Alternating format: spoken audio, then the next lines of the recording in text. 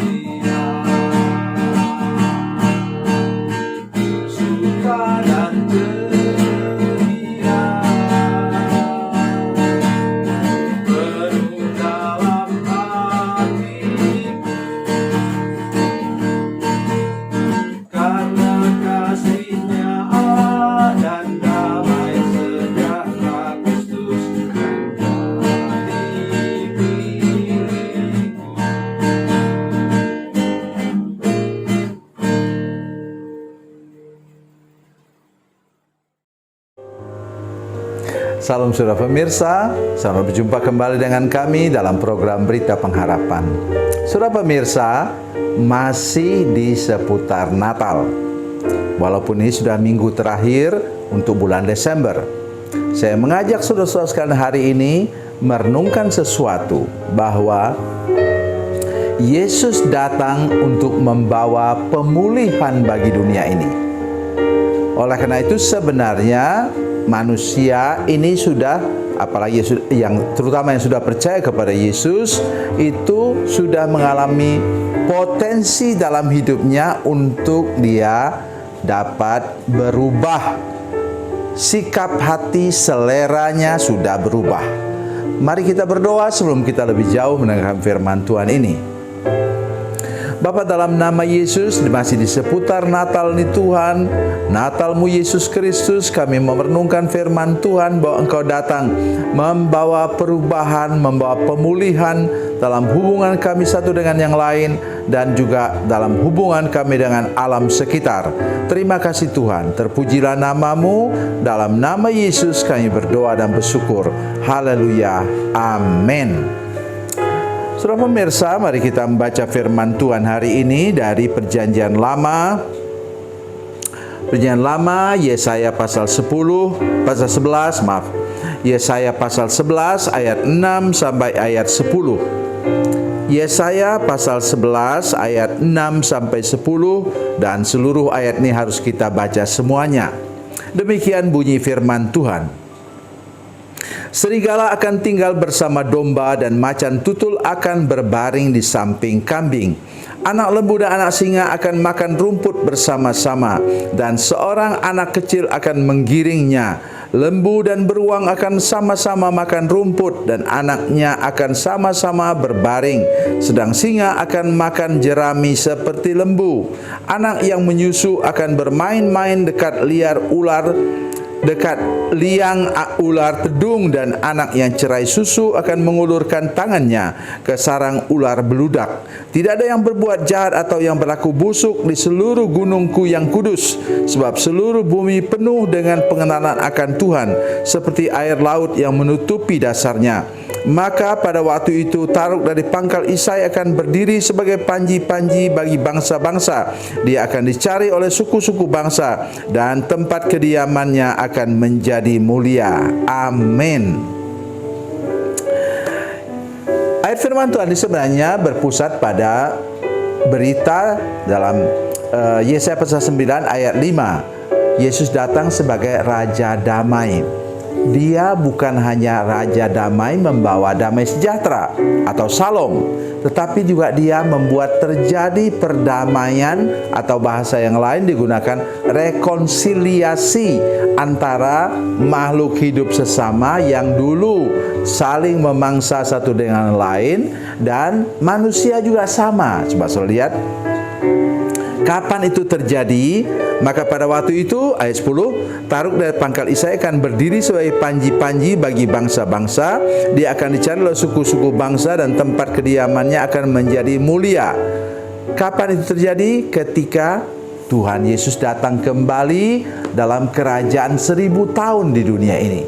Saudara pemirsa, kita melihat bagaimana sampai sekarang masih terjadi peperangan antara bangsa-bangsa, atau permusuhan paling tidak. Itu kenapa bangsa-bangsa belum mengatakan bahwa Tuhan adalah Tuhan Maha Kuasa yang memerintah atas mereka, atau dalam bahasa yang lain emperor atau kaisar. Nanti pada waktu itu Tuhan Yesus seperti kaisar untuk seluruh bumi. Ia memerintah dalam kerajaan damai sejahtera selama 1000 tahun. Saudara pemirsa, maksud saya menjelaskan ini bukan menganggap saudara setuju dengan kerajaan 1000 tahun atau tidak. Bukan itu maksud saya, tapi kita lihat di sini terjadi pemulihan. Nah, mari saya ingin mulai dengan ini. Katanya, anak lembu dan anak singa akan makan rumput bersama-sama, dan seorang anak kecil akan menggiringnya. Saudara sekalian, kalau singa itu sudah makan rumput, kebutuhan pokoknya lah rumput, maka dia sudah berubah hatinya menjadi hati apa? Hati domba. Jadi di sini tidak ada selera kita yang berubah, kecuali hati kita sudah diubah. Contoh untuk kita semua, saya berharap bahwa saudara tersinggung mendengar ini. Ya. Mati-matian pun saudara mau berubah, berhenti merokok misalnya, berhenti minum minuman keras misalnya, saudara tidak akan bisa berhenti, kecuali ada apa? Sikap hati yang berubah. Dan sikap hati yang berubah yang permanen ialah ketika saudara apa? 1, bertobat. 2, buka hati terima Yesus. Dan ketiga ialah dilepaskan dari kutuk. Saya sudah melayani selama 49 tahun sampai sekarang. Dan tahun depan, bulan Juni, itu saya sudah melayani Tuhan selama 50 tahun. Dan saya sudah kenyang dengan hal seperti ini. Ada orang yang dengan bertekad dengan terapi macam-macam berhenti merokok. Sesudah kemudian semuanya selesai, dia merokok lagi. Begitu juga minum minuman keras. Begitu juga judi misalnya, saudara sekalian. Tolong dengar baik apa yang saya katakan. Saya ini orang tua, saudara sekalian.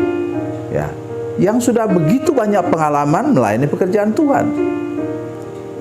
Setengah mati sudah lepaskan orang. Ya, lepaskan dari ikatan, lepaskan dari kutuk. Tapi tidak bisa berhenti juga. Oleh karena apa? Seleranya belum diubah oleh Tuhan, karena dalam hatinya hanya ada tekad saja, dan dalamnya belum ada Yesus yang membawa perubahan.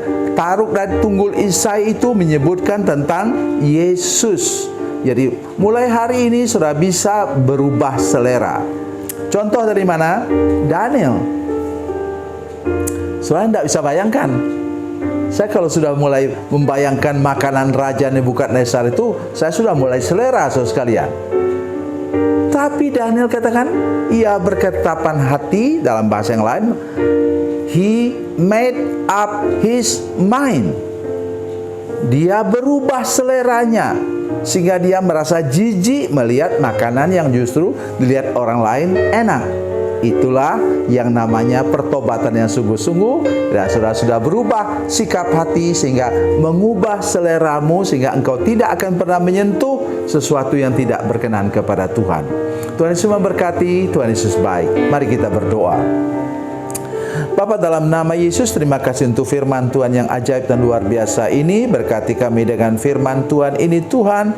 Tolong kami supaya kami mau serius pada seputar Natal tahun ini untuk bertobat. Terima Engkau Yesus yang bawa perubahan dalam hidup kami dan dilepaskan dari kutuk, sehingga hidup kami benar-benar berubah dan sampai selera kami pun berubah. Dalam nama Yesus, haleluya. Amin.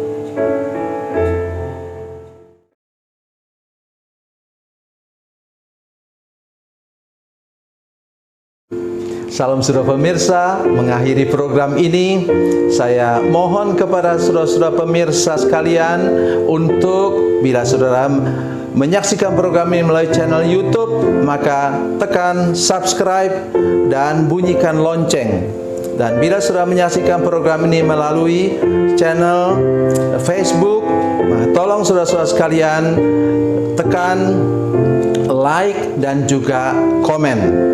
Dan demikian pula bila sudah menyaksikan program Makanan Bergizi hari ini yang tertulis, maka tekan yang sama juga, tekan like dan tekan komen.